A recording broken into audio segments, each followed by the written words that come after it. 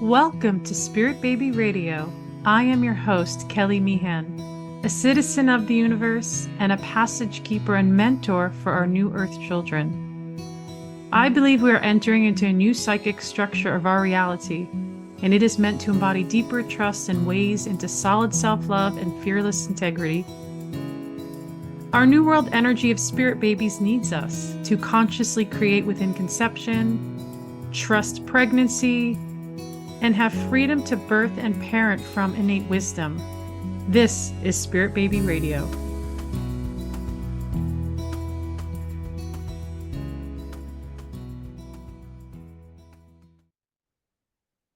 Welcome to episode 191, May 2024, The Way of Fertility, Awakening Your Reproductive Potential Through the Power of Ancient Wisdom. I have a special guest episode today, and it is Michelle. Hello, Michelle. Hi. She's been here before, and I was on her summit, and I've been on her podcast. She's been on my podcast, and everybody's so excited. She has created a book. Yay. Yay. Beautiful. And I love it. Me and Michelle were just talking in the before, and man, I feel like everybody wants to hear and feel that energy. It's so powerful. And I absolutely adore and love Michelle and the energy of fertility she brings and the connection of the other people we kind of know in this space of really rising to heal, like our fertility, to connect with our bodies. And she's going to share this awesome book. And I'm just smiling because, well, I should read about you. Let me read about you real quick. Michelle, say your last name again. Oravitz. Michelle Oravitz is an acupuncturist specializing in fertility health. She found her love in Chinese medicine after it helped her through her own menstrual cycle challenges, and this inspired her to change her career from architecture to acupuncture. Michelle is the host of a top-rated podcast called the Wholesome Fertility Podcast. She has been endorsed by best-selling authors such as Aimee Raupp, Jessica Ortner, and Dr. Lisa Miller. Michelle has been on a mission to help women get pregnant naturally and IVF preparation. Through her one-on-one work at her acupuncture clinic as well as online, she recently authored a new book, The Way of Fertility, which dives deep into the energetics of fertility through the lens of ancient wisdom. Michelle believes that our bodies are hardwired to procreate, and by connecting to our innate inherent wisdom, we are awakened our natural reproductive vitality. Yay. Welcome. Thank you, Kelly. It's always fun talking to you. I know. And I love this. There's so many things I love about the book. And I'm not bullshitting either, because I really was like, whoa, like I was really going through the book and I'm like, this is really great read. It's a nice read. There's such synergy in the, it's like a self-help to me. It's like you offered so many like pieces to the self-healing fertile journey and the stories. I love the stories of people. It feels so real.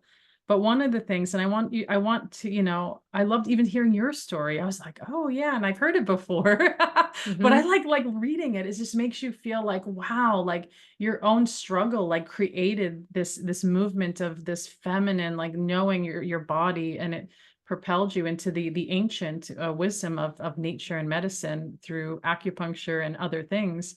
And so one of the things, I kind of want to begin with and share more like, yeah, what inspired you to create this book after, what inspired you? But I really love this quote in the book, and it's so real. And this is like, I want to like plaster this quote ever because it's so true. And it's something I think about often. Conception is less about what to do and more about how to be. I'm going to sink that in. And I want you to share, what share about that quote, actually. How about that? We'll start from there. Well, it's almost like owning what you already are. It's like you don't have to like search to become a human. You already are a human, and humans are hardwired to procreate. It's part of your makeup. So when we search, what we do is we actually stifle a lot of our energy, because this is what we see in Chinese medicine. I see it all the time of people coming in, and when they go against themselves and against their bodies, or they overthink or overstress, what happens is it actually has an impact on you physiologically, and it can impact your body, your organs. Each organ has its own spirit, its own energy. So everything gets impacted. Your emotions are not separate. Your thoughts are not separate. We do have choices in our thought, and those thoughts eventually lead into emotions. So yes, we can control our emotions, not when they're active. When they're active, it's like trying to control the wind. You just got to like let it move, and you got to feel it and validate it. That's why you can't see somebody who's really upset and say, don't cry. It just doesn't work, and actually can make it worse. So it's better to allow yourself once things are active. But before that, our thoughts can impact that. And really, just like our identifications and knowing that we already have everything that we need, it's just a matter of really truly believing that, and also truly listening to the intelligence that is already hardwired in our being. And you know exactly what I mean, because you are very much in tune with that intelligence. That intelligence you have such a strong channel with, that you're able to like really almost at will access it. But that's because you've done it a lot. You're familiar with that terrain. We all have it. It's just not familiar to a lot of us. And so a lot of the ancients, this is what inspired me. And part of it is, I think you just channel things. It's like when I used to just get inspired to paint, I just felt like this urge, and I can't describe it, but it just was there. And I feel like that is the soul's conception, where we're conceiving and birthing a creation.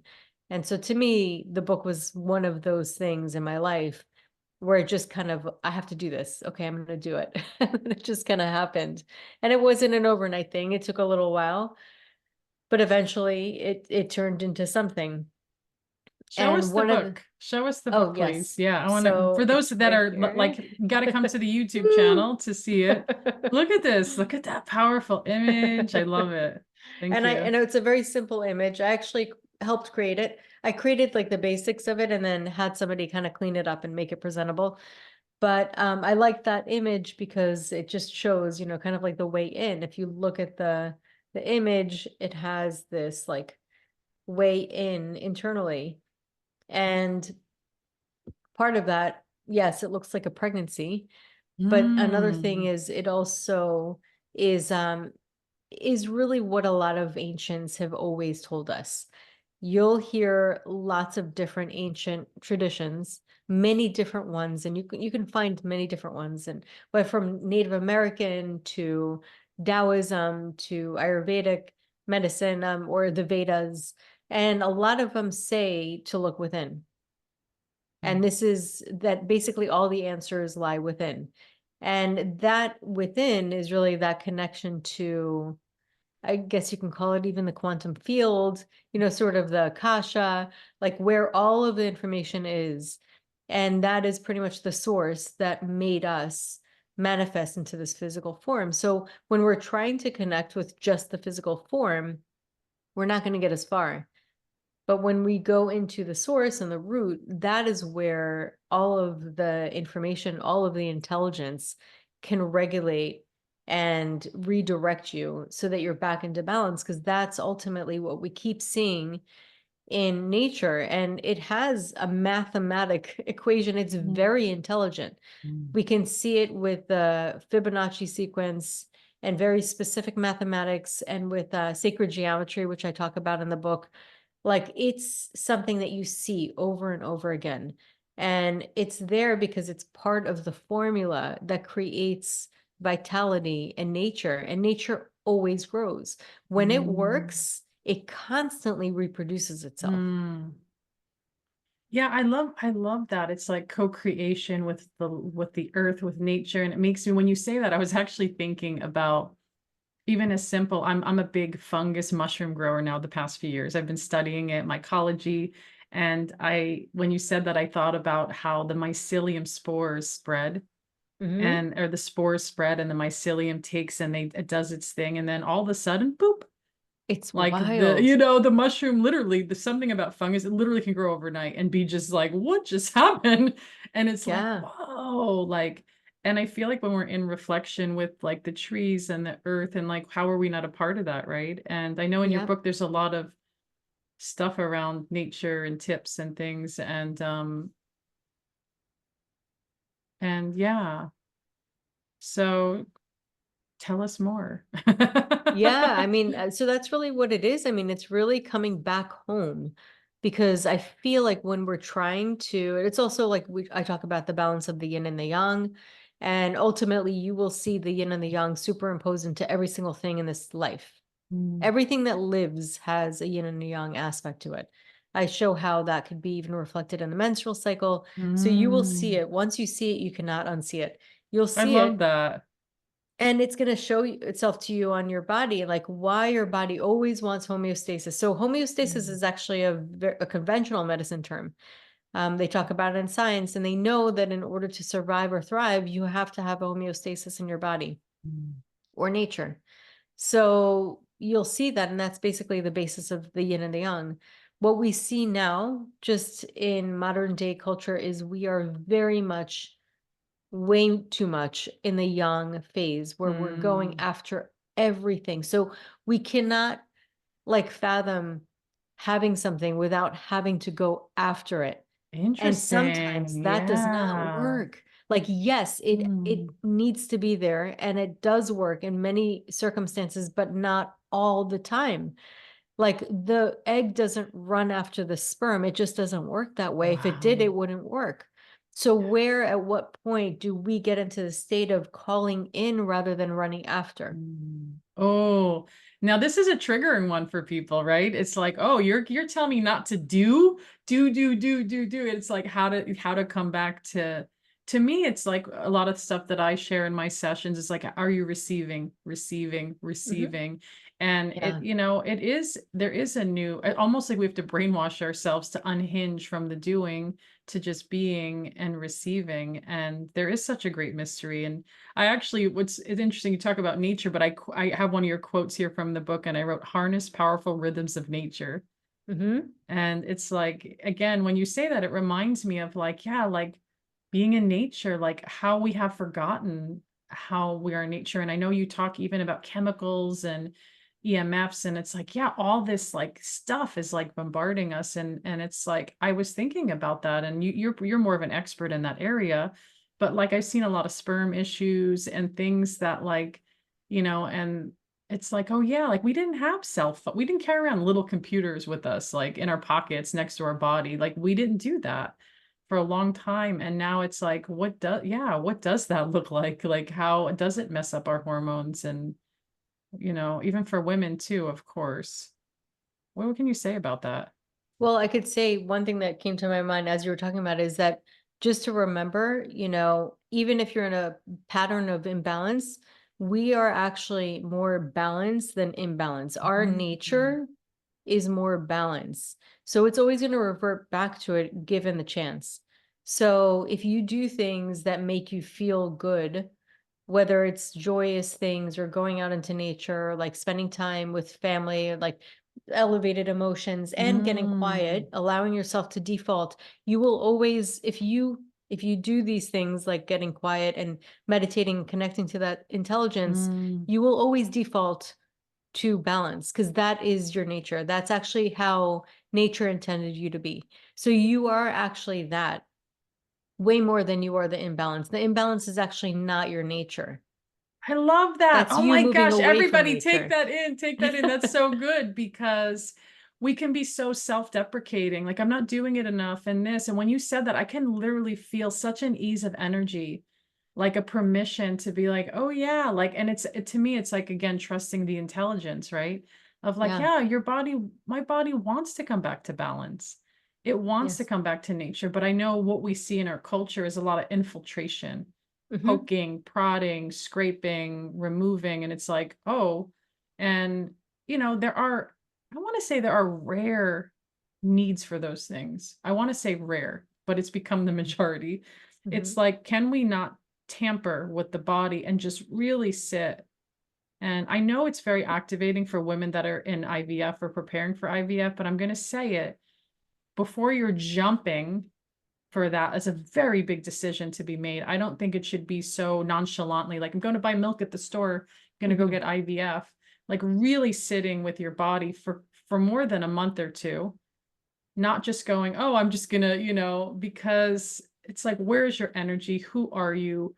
what is this connection? Because women, a lot of women have, they say failed, right? IVF, but I feel like there's something more in that. The body doesn't want to always, the body may not be ready for the timing of the child and the timing of reality and the timing of whatever. But the piece I feel like is important, right? As the vessel, it's like, you know, again, it's a really hot, big area. It's like, I feel like we need to slow down. And yeah, maybe IVF is your answer, but I feel like to maximize it and really not go through the abusiveness of it is like, okay, right? What would you give someone in that space? What kind of insight would you say from your practice? I mean, as you were talking about it, I think to myself, I mean, we've all been in situations where we make decisions out of fear, versus, you know, sometimes we kind of move away from what we don't want rather than moving towards what we want. Does that make sense? Mm-hmm. And sometimes that can make us make decisions that aren't really feeling fully aligned, but we feel like we don't have a choice.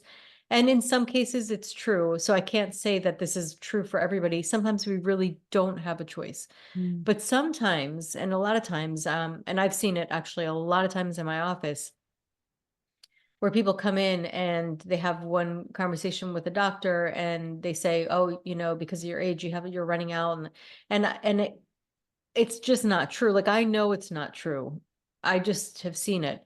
And sometimes the age that they're even saying is really on the low end to what I see. And so I'm like, wait a second. Like, even if you do end up needing IVF, like, which I'm not like discounting, why is waiting 3 months to kind of really center yourself? Like, is that really going to make your eggs disappear? No, it's really not.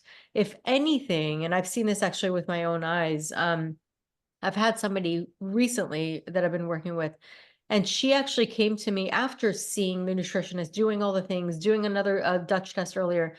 All I worked with her on was mindset, period, except one other thing. She stopped eating gluten. She did feel better.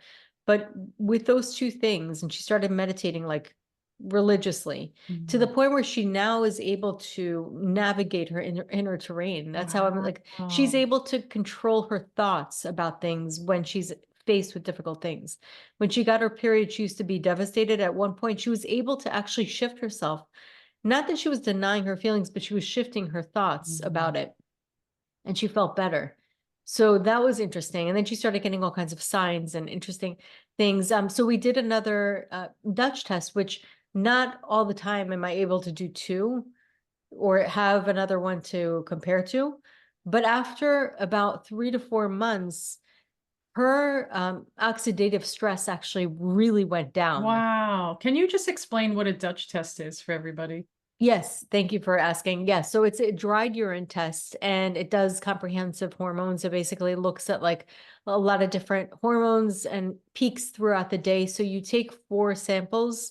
I think there's one, the 5th one is like optional.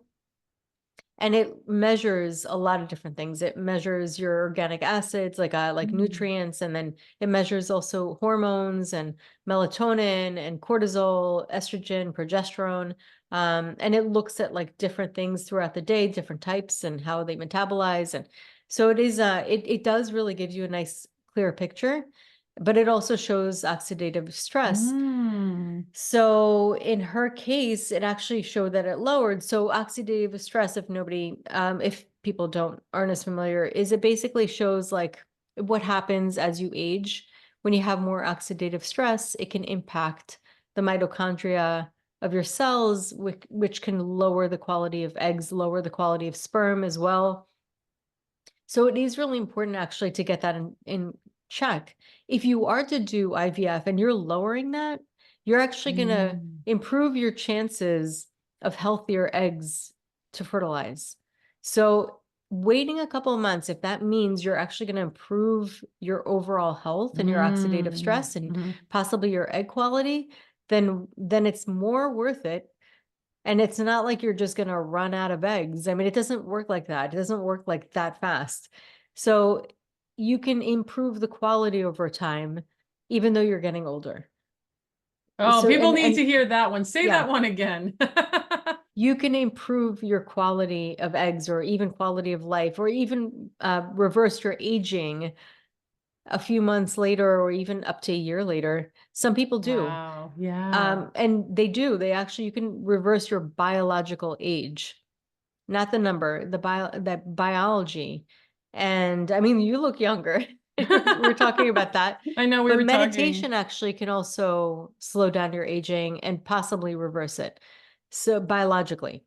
Yeah. So that's where, when we get into this desperation mode where we feel Mm. like we don't have a chance and we're going more into fear or like moving away from what we don't want, then we're not really truly coming at it from and I don't want to like minimize it to this, but it's like an abundance mindset Mm. because it's just believing that that could be true for you. Mm. You know what I mean? So that's a very important aspect. I think that the bottom line is that we're really powerful, and sometimes we get convinced that we're not. And then we Wow. make Yeah. decisions based on that. So you're not really getting the full picture because you're just getting what science knows so far. And actually, science knows a little more. There's a lot more out there, but not a lot of the mainstream medicine is Oh, aware of that. yeah. I always feel like I want to erase mainstream and put, I hate the word We need alternative quality. medicine, but I We need want like quality. holistic wholeness medicine should be the forefront of our conscious, well, this is my desire of our Yeah. consciousness. It's here, it's there, and it's going to be like the thing. Whereas all the other stuff that we've put in the spotlight become a little bit on the background. That's all. It doesn't, it's not I'm not erasing it, but it's Right. like the They work forefront of the together. wholeness of like, Yeah. where we're kind of moving into. But so another thing, of course, Michelle knows I'm like scouring through her book going, where's the spirit baby? Yeah. Oh, it's there. And on a little secret chapter in there is a little spirit baby vibes about, and dreams. You talk about dreams, and I love that dream. Was that your dream? I'm not going to give it away. About seeing the second child. Was that your dream or is Yeah, that? that was Oh, me. I That was love me. And that. I it's love really that. weird. Okay. I could talk about it. It's fine. Yeah. I actually literally after realizing or seeing, recognizing that could have been her in my dream, Mm, I had that same, I go, was that my dream? Did I dream that? interesting. And thank God I told both my husband and my mom about it when it happened. Yes. So I'm so happy that I planted that information in their minds when it happened, because had I not had that You would just confirmation, forget. I would have questioned myself and thought it's a figment of my imagination because it just can't be. It's so Well, bizarre. that's what all spirit baby work is for me. I always say it is a figment of my imagination because I did the same thing you did now coming up to probably 18 years ago, where I saw a friend but I told everybody. I'm like, is Yes. she having twins? Is a boy and a girl? And I was like, I don't know what I'm doing. 18 years ago, by the way. I'm like, I don't know. And I thought it was a figment of my imagination. And then like months down the road, everybody's texting me like, holy, what, Kelly? Don't you remember? You That said is that. so, You said, and I was that is like, oh, I amazing. I did. Oh, yeah, love yeah, I that. did do that. So I know that feeling. And That is maybe awesome. I would even encourage people that are tuning in, write everything in a journal, tell somebody, tell your partner, tell a friend, and don't feel weird about it. Don't feel Yeah, embarrassed. It's just, I have so many prophetic and supernatural things happening more now in this timeline. I just say it. And then some of them, are just sitting to come true, and some of them have. And I'm like, hey, look, now like I ain't making this shit up. It's yes. not just floating around. It's like we get real information if we Hmm. listen, and we don't have to know everything. Like when the earth shifts and I know that something big is coming, I can feel it. My body tells me, and I say, hey, something's coming. And usually sometimes weeks later or even a few days later, something happens. And I go, all right, like I don't know like specifically at times the depth of it, but then I'm like, I like that I have an awareness that, oh, something's getting my attention in the field. And I encourage that for other people. Like, don't let the mind feel like it has to figure everything out, right? It's like, okay, I'm Totally. just receiving it. Like, right? Exactly. Like you're not figuring out what somebody's about to tell you, right? You can't. You have to listen Good and you point. receive that information. And that's where, yeah, you're allowing that intelligence to come in. And I see that a lot because I know you work with a lot, and I work with, I don't know what you work with a lot. Maybe you can share that, but like I see a lot of infertility and miscarriage. It's a Hmm. really big area for me. And And so there's so much in that. There's so much in that, and the rebuilding of the inner confidence, the self-love. Mhm. What can you say about that? I know you've had like a lot of lost clients, or any stories or anything. Yeah, I mean it's a very hard one because having a pregnancy after that loss is a whole different ball game. It's so hard because people are literally experiencing PTSD. So Mm. it's a really tough one. So it is important, really important to honor the experiences that you have and allowing yourself to fully, this is what I always talk to my patients about, like to fully allow yourself to grieve, Mm. and because it is a loss. And I think that it gets brushed to the side again by some of the mainstream, it does happen. It's like, okay, oh, well, just wait a little bit and start again. Yeah, it's very No. heartbreaking. And you know what? Like, I actually had a woman the other day. Since I work a lot with that area, or even like, miscarriage, abortion, it's like abortion termination. I start to feel angry inside when I hear these stories of like my work. Hello, you're giving them your energy and life to work. Wasn't in agreement with my grieving or my time of off. And I'm just like, Yeah. I just want to go in there and be like, what? Like, it aggravates me now, because I'm like, Oh, is it's this where very we, upsetting. yeah, I'm It like, is upsets this me where we've, too. I get really angry, like, myself. have we come to this place with women where it's just like, oh yeah, like it's useless, it's pointless. Very dismissive. Yeah, and this vulnerable woman, and typically sometimes these women already have a lost history. So it's Yeah. like, oh my gosh. And a lot of them are very empathic women, very sensitive feelers, which we want our sensitive feelers to feel a wholeness and a beauty in the world. And then they're Yeah. literally this work energy giving space. And I'm just like, oh, like it just really I hits know. sometimes. I totally. So yeah, so tell me more about what you've seen around loss. I mean, there's also, besides miscarriage, of course, there's later loss, which is like really, of course, heartbreaking. Um and like you said, it's like what happens after. It's like now there's this energy of like the fear, the loss. I mean, that's a hard one. I mean, I see it with a lot of women, and it's like, I feel like there's a unity between the bereavement moms that have been there, and how they can build and come together and know that it's okay to have fear as you receive your next pregnancy, you know? Yeah, definitely. I mean, there is yeah, so I mean, there's so many layers to this.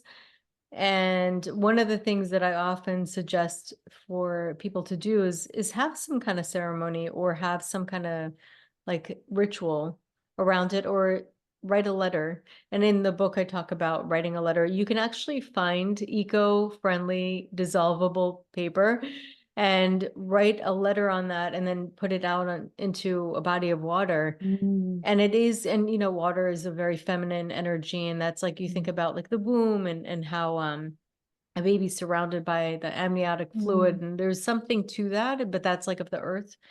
And I really find things like that being very powerful, and people do it and it releases them. It just releases them, because then they don't feel like there's anything left unsaid, even though the baby Mm. doesn't understand words in real, like, like when they're born. But it's not about that. It's about that intention, the emotions, and the communication of how you feel to the spirit of the baby, Yeah.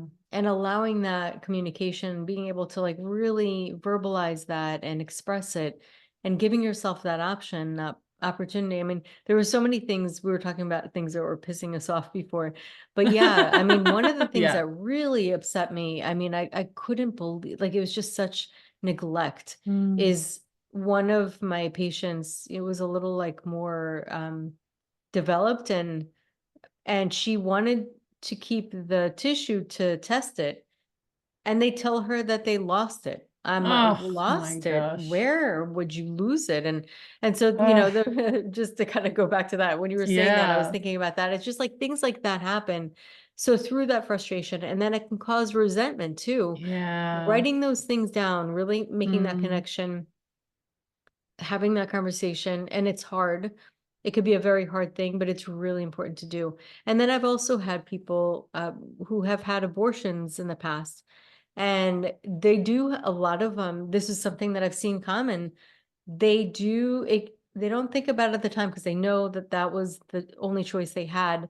But then when this comes up and they're trying to conceive and it's not working, for some reason they tell themselves, oh, when I was able to, I didn't have it. So maybe this is like kind of a punishment.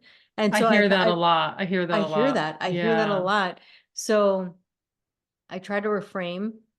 I bring them back like, did you even have any choice at the time?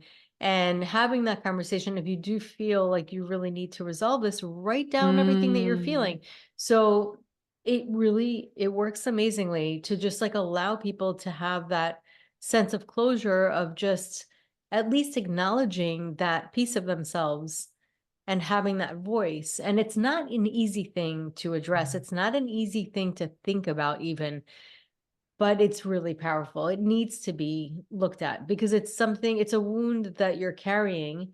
And not that it's always going to be a scar. It's part of your Yeah. life. It's part of your history. It never like fully goes away, but having that, at least that voice and that ability to just address what it is that you're feeling, I think is really powerful.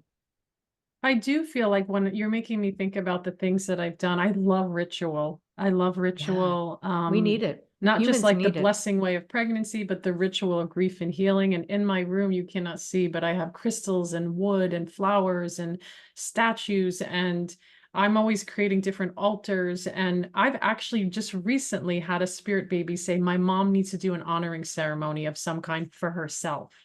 Oh, Yeah. wow. So I feel That's like our cool. babies do nudge us too.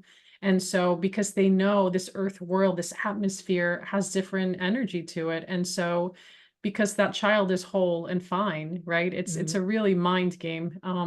And so yeah, just whatever the honoring is. I love the paper. I'm going to look that up and get it because I'm like, oh yeah, the paper, that's so awesome. Like we talk about putting into fire, but what about into the water and the dissolving of it and feeling, yeah, that like that connection with it. And one of my most famous authors, which I've shared with a lot of people in grief, is Francis Weller. And he has a book called The Wild Edge of Sorrow, which I want like everybody in the world to read because it is, I call it soul psychology. It's very poetic and it just talks about world grief, self grief, personal, all these different areas, but it's so poetic in the grief that we have to be, as he would say, an apprenticeship with.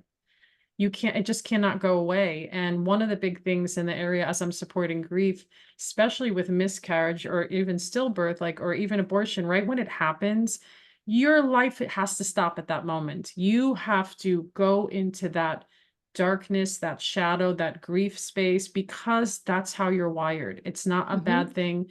Yes, there can feel levels of trauma in it, but I don't want us to keep looking at grief as trauma. There could be Mhm. trauma connected to it, but it doesn't have to be trauma, right? Right, right. It's That's like so we true. want to be healthy and heal through it. And so I tell women tenderness and compassion, especially those days after, don't, it's going to be hard to sit with the self. Like I got to go busy, I got to go do this. No, Mhm. don't do that. Like you're sad, you're feeling a lot of things and you do what feels like natural to do, but watch the avoidance or the denial or Mhm. even as simple as getting a bowl, going getting flowers, putting it in the water and just splashing it, just feeling the earth, like just, or doing an art project or watching something funny helps too. But just like really taking moments of breathing with the body, touching the body and just feeling. And it's okay to be mad at Spirit Baby. It's your baby. It's okay to be like, You feel the feels. yes.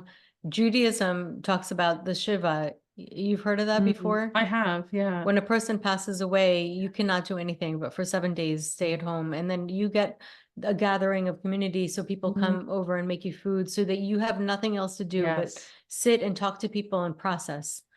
I mean, how gorgeous is like, why can't we just do that for everybody? Hello. You don't just go to work the next day because you need to pay your bills. I hate that too. I It know. feels unfair to the But the spirit. community, that's Yeah. the beauty is the community is supposed to come and help Yes. out so that you are And able to really, they're supporting, they're kind of spotting you in that area of like not doing things. many women I know we're in this culture of like, I don't know, I don't reach out, I don't reach out, but some I know having just this recent grief experience, this recent loss, right away, I was in shock. I was in the shock and trauma, and many people know I've already shared on my podcast that my father passed away. And those first days are so grief and incredibly exhausting emotionally, but they can also be so fucking profound, really. Like there's literally two worlds. And I then know I exactly what had you a, mean. yeah, I had a close friend. People are like, what do you need? What do you need? And I literally was like, I don't know. Like I'm only the expert maybe outside of myself, but with my own experience, I'm like, I don't know. And then I realized my brain couldn't think of what I needed from people. And so I had my dearest friend came over and brought me soup and goodies that she made, homemade, healthy, Oh, and I'm just like, oh, because I wasn't eating, because I wasn't like, it wasn't important. I wasn't thinking about it. It just didn't seem satiating to eat any food. So I was just kind of like, and I'm going to be fine if I don't eat. But then I'm like, oh, this beautiful vegetable soup. And I'm like, oh, this is nice. And then you feel yeah, better when your body's nourished, right? right. But you're not thinking about that. And so it's like, when anyone's in grief, and maybe you have a friend or someone has a birth loss, it's like check in with them. Like, Yeah, not like, what do you need? Because they don't even know what they need. Say, you know what? Yeah, I'm gonna just drop something by the door. I'm gonna, it's true. right? Yeah, definitely. Mm, but our own experiences really, we get to go, oh, like maybe even we can improve it. Like, oh, because we're gonna have loss in this reality. We're gonna have loss and it's gonna feel how it's gonna feel. There's no preparation for it. Even every birth loss a woman experiences is different, right? Hmm. I mean, it's not my personal experience. I know women that I've worked with who have multiple losses. They're all very different. And yet, of course, the common theme is heartbreaking and confusing and unsure. But then you come back to your reboot. It's like you tend to that inner terrain. I love your word terrain, and you let your body do what it wants to do to come Hmm. back to balance. And of course, there's going to be emotional stuff in the way, but then you're just like, you work on it, right? It's like, Yeah. so we're coming up to the end. We could just talk for hours. Yeah. I could I always want talk to any you, like, Kelly. yeah, I know. Any like again, show your book again, show your book again. And I love there's even a great story.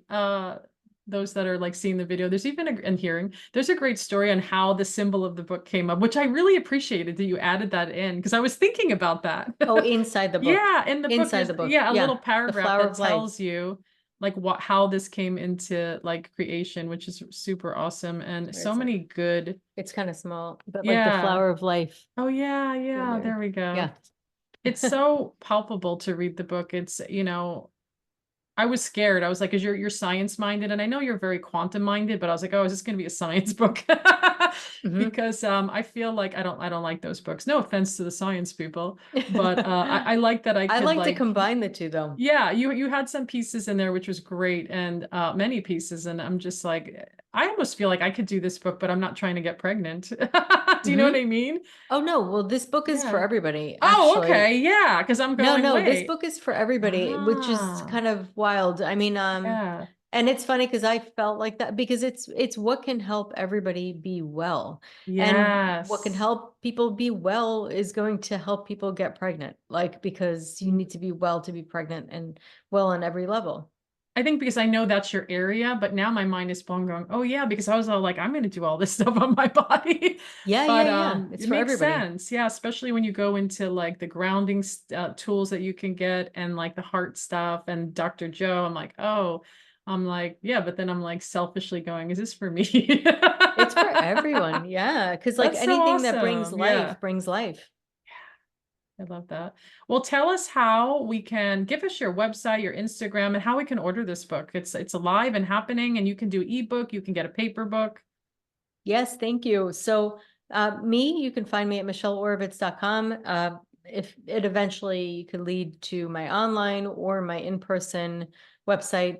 And then on Instagram, I love hanging out on Instagram. It's my favorite place to hang out. It's at the Wholesome Lotus Fertility. And the book you can find on michelleoravitz.com. And then it says the Way of Fertility book, I believe, or it says a book on my, on the list on the menu. And then you can opt in for a free chapter there Hmm. if you want to just kind of try it out, feel it out before buying it. And it's basically sold where all books are sold, and Amazon's like the, number one spot. You could just look up the way of fertility and it'll come up. Awesome. Everybody got to get their book, get it on your list, wish list, buy it. It's affordable. It's great. You're going to feel the energy of the energy behind it too is really nice. And so I always feel like we're not just reading words, we're getting an experience to heal, True. to be whole, I feel like a higher vibrating human, Yeah. whatever that looks like. But thank you so Awesome. much, Michelle. Always a pleasure to have you here. Same, Kelly. It's always fun talking to you. I could talk to you for like literally hours. You're just one of those people that I could just keep talking to. I love it. And you're in my mind when I travel out to Florida area. I'm like, I got to go where she is. And Yes. I will be in touch for sure around that. And thank you for inspiring us. Thank you for the book. And thank you for being here. Oh, thank you. And thank you all for joining episode. What did I say? What episode it was? 190. There we go. I'm all like, okay, 191. Thank you for joining. Thank you for joining Spirit Baby Radio with your host, me, Kelly Meehan. Please join my community and stay in touch with monthly energy rants, Spirit Baby poetry, and get access to Spirit Baby 101 with tips and practices at my newsletter at newearthchildren.com. And join me on Instagram with lives at Spirit Baby Medium, and join the Mighty Networks, the Spirit Baby Collective membership, and Motherhood to Mediumship. Remember, you are the heart that holds communication, and it is your time to connect. Come share in the great shift of your mind and the true spirit of your heart with Spirit Baby Communication.